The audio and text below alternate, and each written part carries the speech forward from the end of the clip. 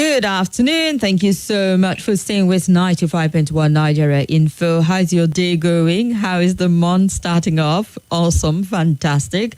I hope you started off on a positive note. I mean, it's a Monday. It's the first day of a brand new month. It's the second half of the year. There's just so much to just want to look forward to as we get right into the middle of 2024. So I think it's pretty much in order to start off with Happy New Month. We say that a lot here. I mean, every part of the world, they do say Happy New Month. But, you know, I remember some time back where we had a guest and he said Nigerians like to do happy everything, like Happy Christmas, Happy Salah, Happy Sunday, Happy Monday, Happy Friday, happy every day when people are not so happy. Like, but yeah, you know what? We need to keep the energy up. I mean, it can't be all doom and gloom. All right. So yeah, Happy New Month to you. And I hope that the month of July turns out incredible, beyond your expectation, that when you get to the end of the month, you say, wow, what a month. Amazing. All right. And I pray that on the national front, we're not greeted with any sorry tale, depressing report and stuff.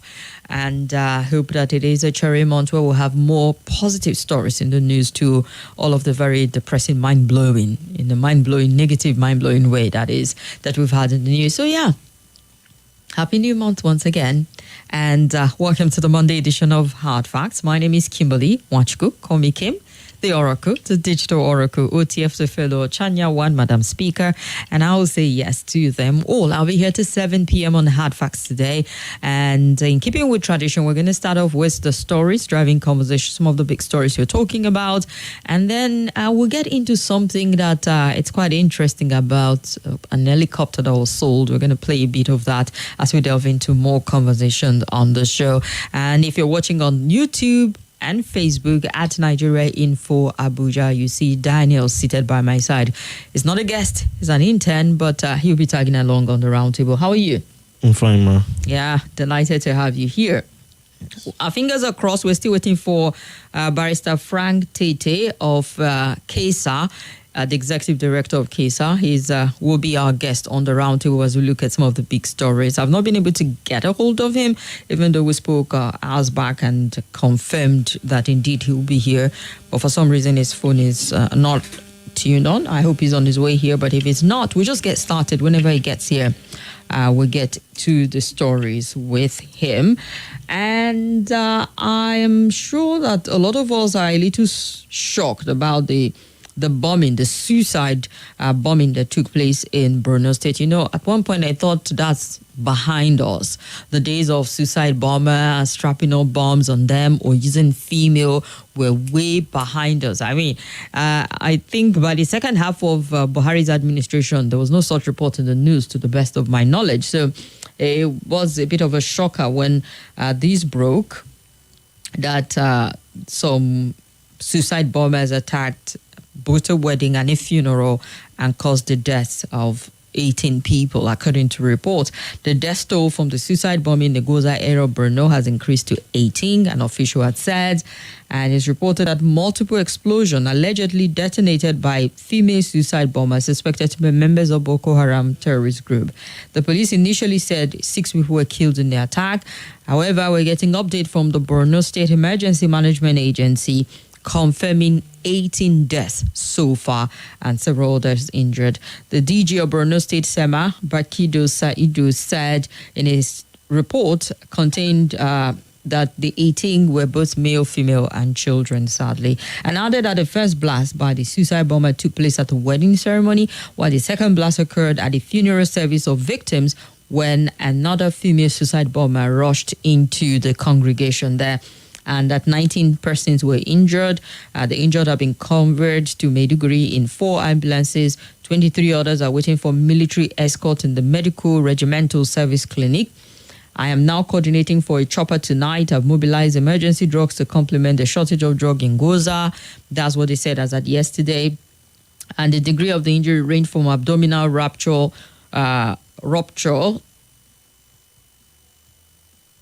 is it rupture? Whatever. Skulls and limb fractures I have also received a report that is a suspected suicide bomber in Pulka, says Mr. Saidu. Pulka is a village not far from Goza town. And it's reported that a coordinated attack, which took many by surprise, was shocking to the people of Borno who experienced such at the height of the insurgency when, back in the day. So this is, even for me, I was a little surprised, like, this is still going on. They're back. We haven't heard of, suicide bombing for a very long time. We've moved on to bandits and kidnapping for ransom and all whatnot. So this one came as a shocker. And it also came, to just as a jolt, a reminder that this threat are still there. They might not be as intense as it was back in the day. However, they can still come up with this element of surprise, targeting vulnerable people, unsuspecting people going about their business, wedding, funeral, and whatever gathering. And the fact that after all these years, I'm a little curious as who these female women they used are. It's really concerning, and the kind of pressure that must have been on to, take their own lives in this fashion and the lives of others also. So it's not all clear for us in the Northeast when it comes to Boko Haram. They're still there, and they've reminded us that they're still capable of doing damage. But we'll continue to just, give our military the support. I know we played a clip of the update from the defense headquarters, and they've shared with us so much that they're doing, how they're gunning down terrorists, confiscating sophisticated weapons, bold enough to get into the hideout and whatever coven these people operate from and smoking them out. So the military is doing much, but, we're reminded, and the pressure will still be on them to do more. Because as long as 1 life, 2 lives, 18, 20 lives are still being taken in the country, and as long as some areas are still deemed as being dangerous and people can sleep with their eyes closed, it doesn't matter the frequency of it. It means that we still need to press on the government, the security agencies, to ensure that people can go to bed safe, people can travel, people can do their business, people can gather for weddings or funeral without fear of any form of attack. And I'm sure you know of the federal capital, also the Buhari area, where he said that a kidnapping attempt was foiled by security personnel. 2 people were said to have been gotten from that, rescued amongst those who they tried to ferry away. So it's still there. It's still pretty much a concern for us. And the responsibility of any government is to protect lives and properties. And it's a good day to remind our president of that. The president has put out a statement, responded to it, and says, "Not on my watch will all of this happen." It does not intend for it to be a signature of his administration. Sadly, though, we've seen one too many of it in his administration. The abduction of school children, now all of this, that it has tainted his administration. However, the direction they tend to take from here will determine if it will be stuck. They will be stuck with this as a part of their government, or the administration that came and dealt with it decisively. President Tinubu condemned the suicide bombers' attack on wedding guests in the Goza local government area of Borno State.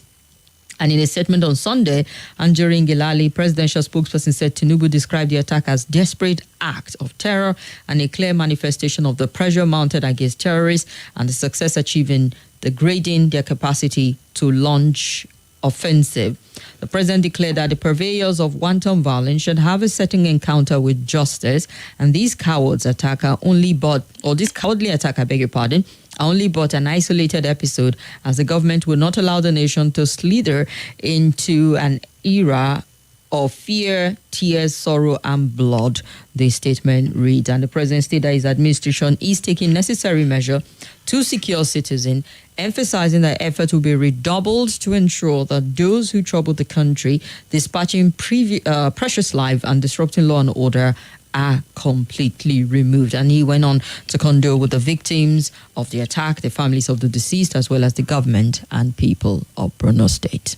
Yeah, I know you've heard this before from different government. Jonathan Buhari, here we go again. I hear you say as more lives are taken, But it is what you get when you allow terrorism build its root in any country.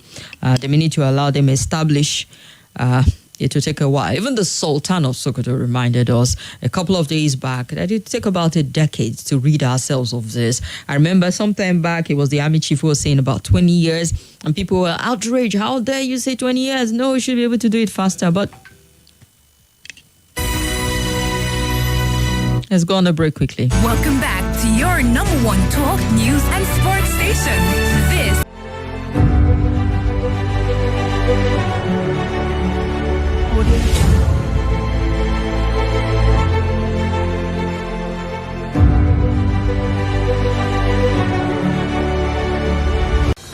Hello, my name is Kimberly. I'm the host of Hard Facts, and I bring you the biggest stories driving conversation every weekday here on 95.1 Nigeria Info Hard Fact Show. I love to get your opinion and conjectures, but the facts you cannot dispute here on Hard Facts. Join me and let's talk. Minimum wage may make states go bankrupt. Well, just hold on a little.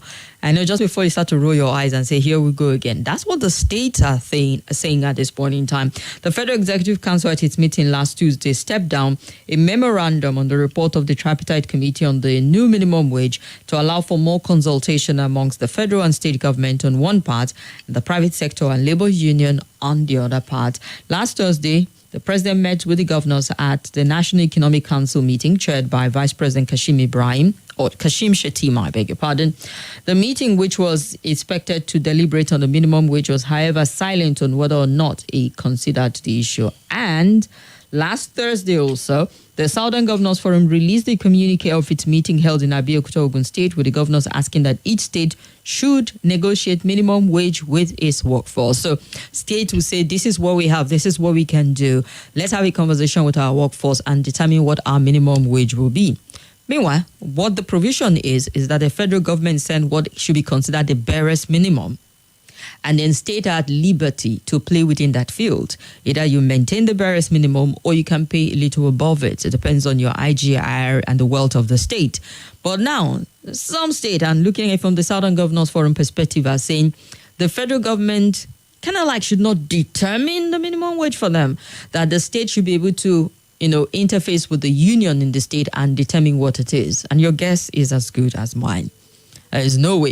If the Southern Governors Forum are already saying, see, let's be able to talk with our people on what minimum wage will be, it means that they are not going to go anywhere close to what the minimum is set by the federal government, because quite a number of them are already saying, I don't think we can do that.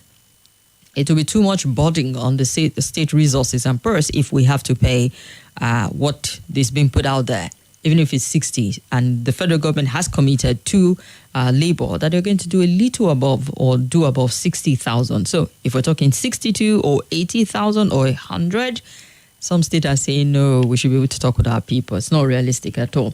In the document titled Analysis of the State FAC Inflow and State Expenditure Profile of the Nigerian Governors Forum Secretariat, the Nigerian Governors Forum reports warned that implementing the new minimum wage could push state into bankruptcy due to increased recurrent expenditure. And according to the report, the burden of recurrent expenditure already left Abia, Ekiti, Gombe, Imo, Katsina, Kogi, Oyo, Plateau, Sokoto, Yobe, and Zamfara State in deficit in the year 2022. And the report also predicts that if the current expenditure increased by 50%, 13 states will fall into deficit, with only 10 of these states remaining financially stable. And so, as the Tripartite Committee revisit what is being recommended, we'll get to see if this will be factored in. All right, the recommended 62,000 minimum wage. It would necessitate over 100% increase from the current 30%. So they're saying even if it's 50% above, it will put us in trouble, not to call for 100%. So what are the states saying? Are you saying you want to maintain 30,000 in this current reality when things have gone 300% increase from food inflation to everything you can think of in Nigeria has gone as high, astronomically climbed? It can't be talking anything in the margin of 30,000, can you? But apparently, states are saying if you increase even by 50%, we're in trouble. So what happens next, Nigerians? Talk to me. Let's hear your take on this. 0700 951 0000 or 0809 5974 869 or call via WhatsApp on 0809 9930 137. Hello? Good afternoon, Kim. Yes, you're welcome. Thank you. This is Tyra Kim. All right, Tyra, go ahead. Honestly, I feel so sad when I heard about that bomb blast again. I thought it's something that by now we should not even be hearing of it at all. That brought me to that reality that even now, if one wants to go to market or even your kids at school and all those things, one will really have to be careful because you never can see when it's going to happen. Now that it has started again. I just pray to God that He should protect His own, I beg, because honestly, we are living in fear. We have a lot of problems in our hands, and then adding this one again, we definitely send a lot of people to their early grave. And then, King, please, permit me to talk about this, because these are the things that bring insecurity and make people to remain deep. I know that it's not something that maybe I should talk about. I want to talk about this today. During the LFCC show, we were talking about this elders forum about the what do you call them? These what is wrong with me? Talking about local. But can you bring it up later since it's not connected to the stories we're looking at? All right, Tyra, so that we don't bring the drama of whatever happened earlier on to the roundtable and distract from the things that we're looking at. So please bring it up at a different time. All right. So let's go back to you now. 0700 951 0000 or 0809 5974 869 or just call via WhatsApp on 0809 9930 137. Let's hear this caller. Hello. Yes, you're welcome. You don't show. I'm here, Elder. Happy New Month. Wish you same, Happy New Month. Wish you same. The month of everything for us this month. In Nigeria, we like perfection over. And that's what we have been praying for. Nigeria will get better this month. Now, this month, too, I'm telling you the fact. Labour, I greet Madam Tyra. Honestly speaking, you see, even if they give Labour 400,000 cannot solve their problem. Because they are the part of this problem. Permit me, they should forgive me. The reason why I said that is that they see that this is the people they're supposed to support. Their own person come out and they left him. Well, Jesus said the light came to this world and they rejected light and loved darkness. That is the word of the Bible, And now they are now complaining. No amount of money they can even get. The day Tinubu came to power and said subsidy is gone, they're supposed to shut down the whole country the second day. Shut down everywhere. Say, what? Subsidy is gone. Gone to where? Bring it back. They should just be on that side to reverse everything. They don't say, he don't talk to us. He will repair refinery by June. By December from that June. I said it on this platform. I said that refinery don't go work. If that Tinubu did there. Refinery don't work. Now, things are going up. Now, every day, things are too much expensive. They are not saying 80. What if be 80,000? When if you buy a bag of rice? What if be 300,000? What they need to negotiate is reverse this thing back. Reverse.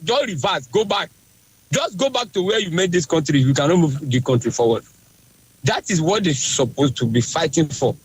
Not increase. How about even 500,000 if you solve the problem? I'm telling you the truth. God will help us, Kim. That is my take. Talk. Thank you very much, Elder. I appreciate your input. All right, let's hear another caller. Hello. Kim. Yes. Please, I did not finish my thought, but I know what I'll do. I'll talk to you in the evening. Tyra, yes. Eyewitness report, perhaps. That will be a better time. Yes, I will talk about it then. So, but for this one, let me just conclude. Kim. In short, happy New Month. You can even see me now that I'm even a little bit stressed. I will not lie to you. Things are really happening. And then for this labor, and their amount, for me, as far as I'm concerned, what the governors also, we have a super governor before, super governors who were upon all the whole overhead, everything that they are doing all over the place because of politics, are still paying work at 18,000 naira. And then it was even this new one that is paying 30. See, governors I know that if you force them to pay what they cannot pay, they will not even pay at all. And nothing will happen to them.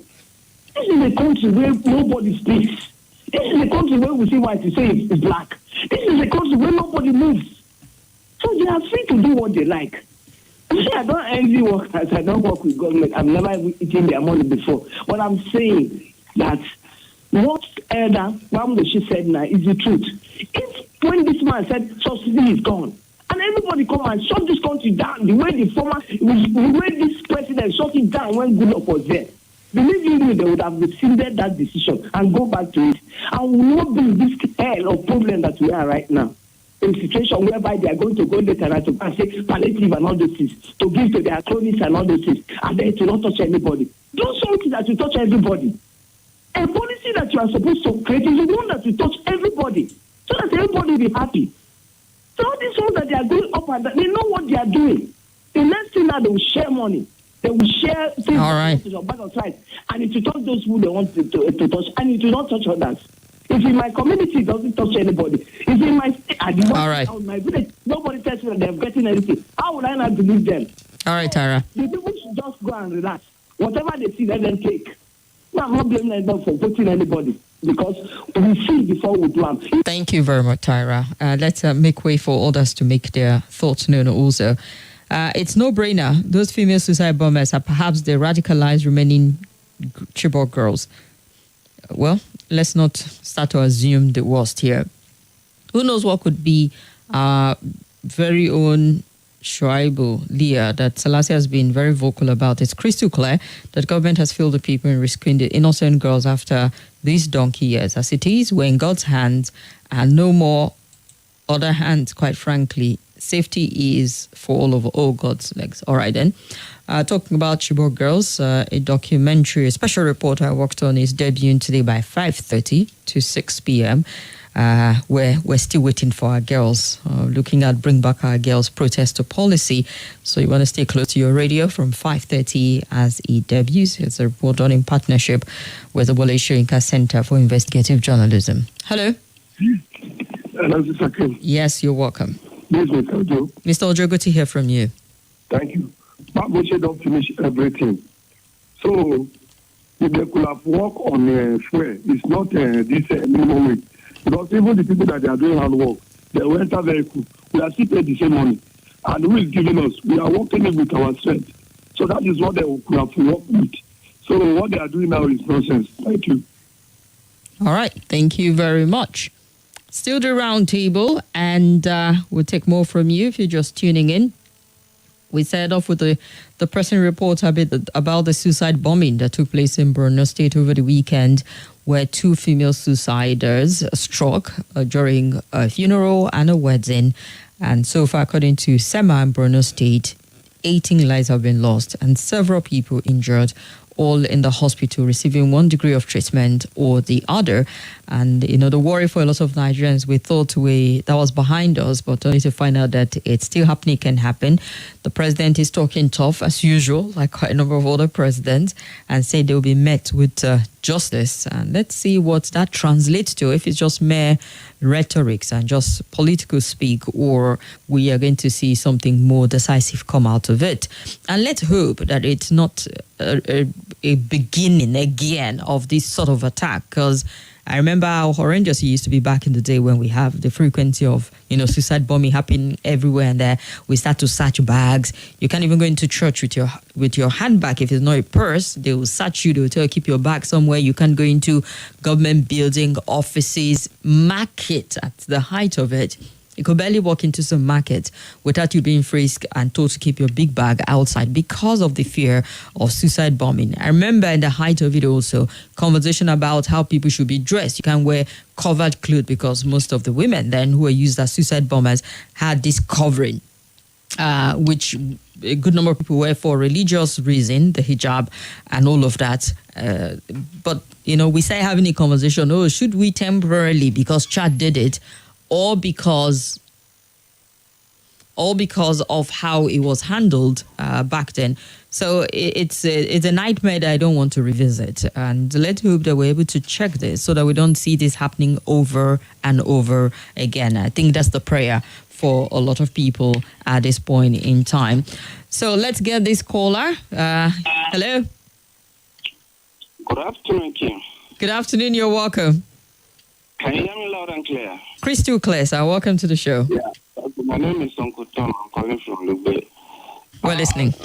In support of what Bamgosha said, in Kenya, it wasn't the labor that organized that strike. The people themselves took their destiny into their hands and they went into the street. What I'm trying to say now is not that Nigeria should copy from the bad example. Bad example in the sense that they are now going to locating the houses of the legislators and the ministers and whatever and burning them. That's what is happening in Kenya now. All these bourgeois, these big men that are not feeling our pinch, they are locating their property and destroying them. But good enough. Even the National Assembly, Kenyan National Assembly condemned did not sign assent to that bill. And President Ruto immediately responded positively by saying he was not going to sign and he is not signing this thing. And the same Ruto brought back this fuel subsidy. Finally, you see, on this salary increment, the governors are just talking war. War in the sense that their salary, they come to Abuja to collect more than 300% of what they used to collect before. And they are not telling us that they cannot even increase up to 50% of the whatever. I'm saying that we don't need salary increment. Don't bring inflation from 40% to 1 digit. All right. Somebody can carry 5,000 naira. It has become a national anthem. Carry 5,000 naira, go to the market and buy food stuff, and it can take you for 2 weeks. Yes. The next 2 weeks, another 5,000 naira, 10,000 naira. You have 20,000 naira to now take care of your family.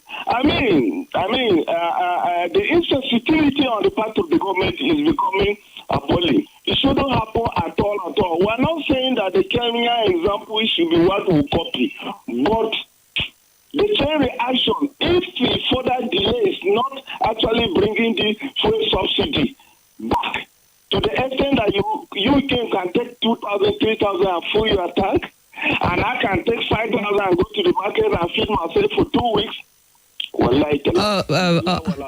Uncle Tom, those days are gone. 5,000 for 2 weeks, Uncle Tom.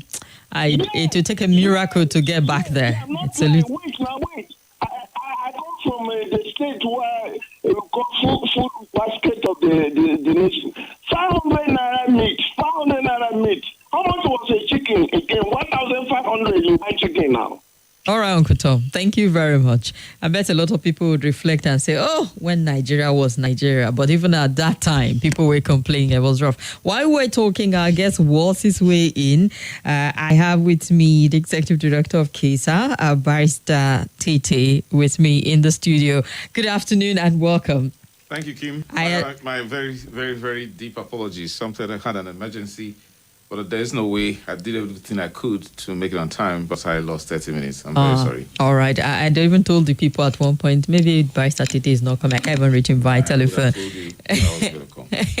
So thank you so much for making it in the studio. We started off already. We started off with the depressing report from Borno State about the suicide bombing, where we thought we had heard the last of female suicide bombers. And yet it happened over the weekend. 2 women, 2 different venue, one for a funeral, one for a wedding. And so far, about 18 people have so died and several people injured. And the president has put out a statement through Anjorin Gelale saying, we're not going to allow for this to continue to be met with justice. Yes, I see this smirk on your face at this point in time, and I'm sure a lot of Nigerians would have that also to saying, it's not the first, it's not the second, it's not the third that we've heard of this. It's very depressing when those statements come in such a swift manner, or as if they were already prepared even before the event happened. And Nigerians take that with a pinch of salt, and it's also as if it's a government tactic of trying to dodge responsibility. I think the president ought to have done more.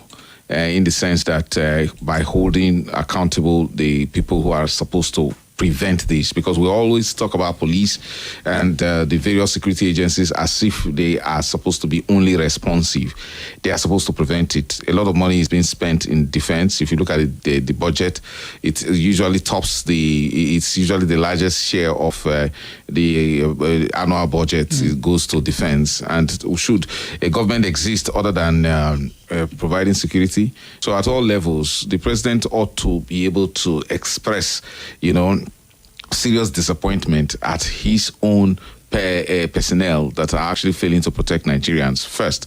So all of these prepared speeches and statements that come, it tend to even exacerbate and annoy Nigerians. It gives them a feeling of fallenness, that it appears that there is no government in place. Each time it happens, government, we hereby condemn, we vow to get them, and nothing happens. Things just get worse. So should we continually have it like this? I think that something sinister is about to happen, and it's time the government thinks out of the box, and it should no longer be business as usual. But Nigerians at this time are not really very convinced, and they don't have confidence in what the government is doing. Yeah, talking still in the line of security, I mean, the update that came from the Nigerian Customs saying its operative intercepted 9 containers carrying offensive items, arms, ammunition, illicit drugs, and quite a number of other stuff. Okay, they even mentioned second-hand clothing. It was about 13.9.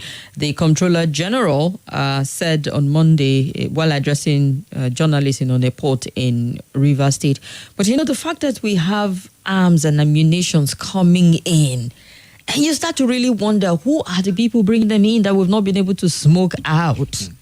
Because for me, that's a mind-boggling part. From 2 governments back, Jonathan's time, Buhari's time, we have consistently had reports in the news of interception of arms coming into the country, sophisticated weapons coming into the country, and no one in all these governments have been able to do anything thorough enough to say, we pointed to these people. They're the ones bringing arms, either for political reason or to just disturb the country altogether. So for every one container that is seized, you can imagine the number that went unnoticed. And I can put that estimate at about 10 to 15, because the idea of scanning is not 100% in the ports of entry in our country. We also have applied what we call the international cargo tracking system, which would predetermine every import to Nigeria from the port of export. Okay. No. First, before anything that is entering Nigeria leaves anywhere in this world, the Nigerian authorities ought to know what is contained in those exports. Now, we don't have that. That's the reason why sometimes what the custom does is more or less like a random sampling. So there's no guarantee that there is that they check all 100% of all the containers that come into this country. So you can imagine that. So that's the level of the risk we face in this country. And that's why the campaign has been on. Please ensure thorough, 100% search. But they will complain and say, hey, it'll affect business. It'll affect, because it'll slow things down, yeah. But look at it. What's the consequence that you use our ports that are meant to, improve the economy to now sabotage the security of the country? So something ought to be done seriously. I'm not very impressed when you say that the customs have done such a seizure. It actually gets me more afraid, knowing that the persons have enough gusto, enough guts to say they want to go through the regular ports and bring in arms. Is this not the first time? You are like rightly mentioned, pump actions, they have machine guns and all of that have been imported through the regular means of the port. So you wonder what's going on. So I think that if you realize the level of proliferation of small arms and light weapons in this country, it bothers so much to think that this kind of thing still happens. It's really a worrisome development. We've not just been able to shake ourselves, to read ourselves, because I know Jonathan's administration tried. There was one window, call it amnesty, call it whatever, where they were even telling people to turn in their light weapons. They were saying it was the term used by the government. They were mopping up and all of that. Even because there is actually a commission to that effect. It started out with the United Nations, disarmament, program, and Nigeria now has a sitting office to that effect, but. The last time I encountered the Director General of that particular commission, which I don't have the full name now, is that they have not actually started mopping out those weapons. So they're there. And that's the reason why we have a growing space of insecurity. There are too many questions as to what is the possible response. Now, small arms and light weapons are in the hands of the bad guys. Should the good guys also try to have some to protect themselves? So, but the problem is that when the good guys want to try and get arms legitimately by applying for guns under the Firearms Act, they say there is a moratorium, the IG cannot approve, the governor cannot approve, and then the president and all that. So it becomes a problem. So I think we should double up on trying to actually confiscate these arms. Unfortunately, there is a very large market of illicit arms going on, especially in the northeastern part of this country. So something has to be done urgently. Indeed. All right, we'll take more phone calls in a bit, but let's also get our guests' thoughts on the minimum wage, where if you're looking at the Nigerian Governors Forum report, they're saying the minimum wage will push states into bankruptcy. That's been their stance for a while. And looking at the communique that was put out by the Southern Governors Forum, they are suggesting that the governors should asking each state to negotiate its own minimum wage with its own workforce, away from what the federal government is setting up. So we're looking at perhaps in other states where they say we have the federal and federating unit, that states should be able to determine their own minimum wage. Should we even allow things to get to the point? Because what the federal government does is this is the minimum. You're at liberty to pay more. Yeah. But states are saying, don't give us a minimum. Let's be able to negotiate with our workforce as to what's obtainable.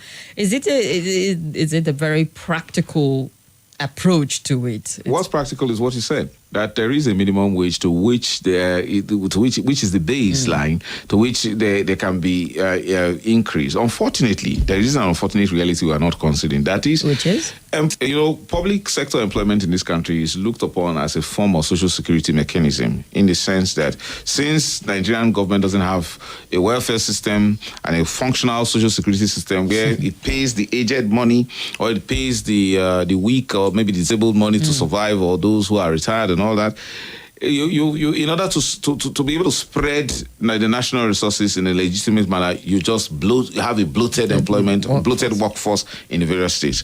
Now, it's okay if you think of trimming the workforce, and that will be catastrophic, because many people are dependent on their the breadwinners who are currently employed by the state government. One very pathetic thing you as a news manager that is that at there are 30,000 naira minimum wage. The states are still owing. Some states are owing. Quite a number of them, and more. And so it's very strange. So in that case, I do look in news analysis. Let's be objective enough to be fair to understand that. See, there's no point promising what you really can't do.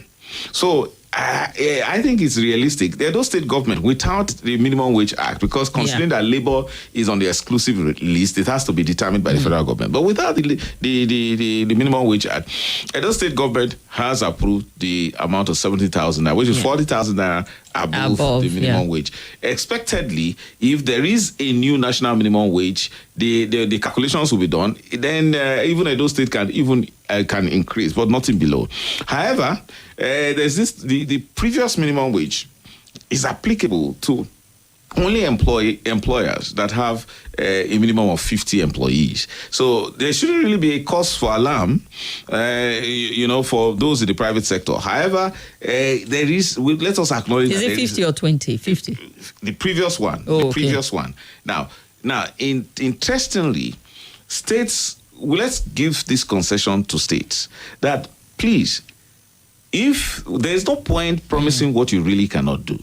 However, if there is this argument that should the states use all the money the way it is in local governments, where you send local government allocations to certain local governments and they use about 100% of the money, the allocations, to pay primary school teachers, and then there's nothing left to maintain cemeteries, maintain abattoirs and markets. So the argument is there. So I think we can find the middle course.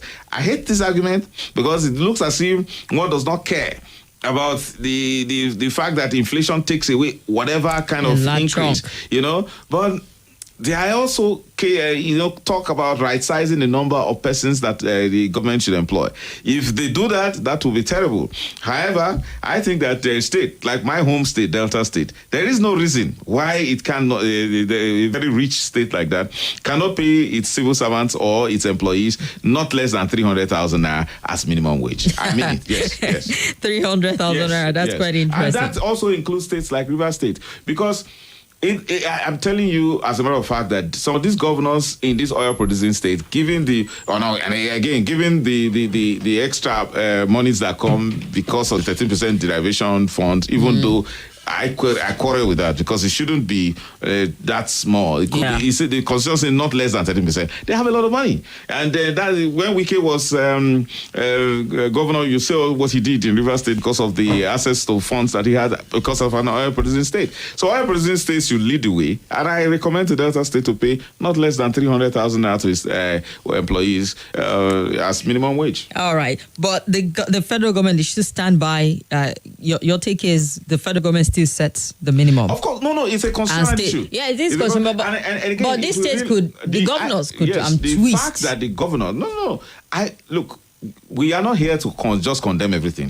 It makes a lot of good sense to say, let states, and you made that very fine point, that is, let's have a baseline which is determined by the federal government. It doesn't matter if it's 30,000 or 50,000, but states should be able to negotiate with their employees, with the public servants there, who know exactly what the amount of money that comes into the state. So they should be able to say, look, we should have this. And given the history and what I know about public sector funds in certain states, like I refer to River State and Delta State, I don't see any problem, in declaring that they are able to pay 300,000. And then you find a booming economy in those states. Unfortunately, they think of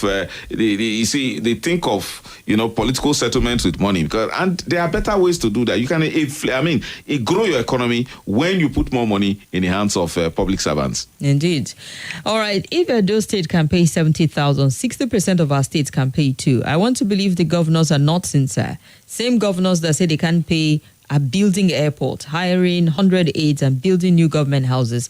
So what's the essence of the more monthly allocation received by the state? The governors are not sincere. Seun Adiagbo from Gwarimpa, I want to believe, is alluding to Zamfara State. One of the states is saying this money you are calling is above our head, and yet they're building an international cargo airport running into billions. It's a matter of priority. However, government exists to, first of all, place human needs first. The welfare of the human being, of citizens, matters a lot. So some of these infrastructure projects should actually come secondary to the well-being of the citizens. And again, I emphasize, the fact that you pay so much to your citizens who are employed does not really mean that it is for their own, it's directly for their own benefits alone, but it's actually for the entire economy of the state, and it has a way of it has an extensive effect, positive effect on the rest of the population and the general economy. So they should think about it.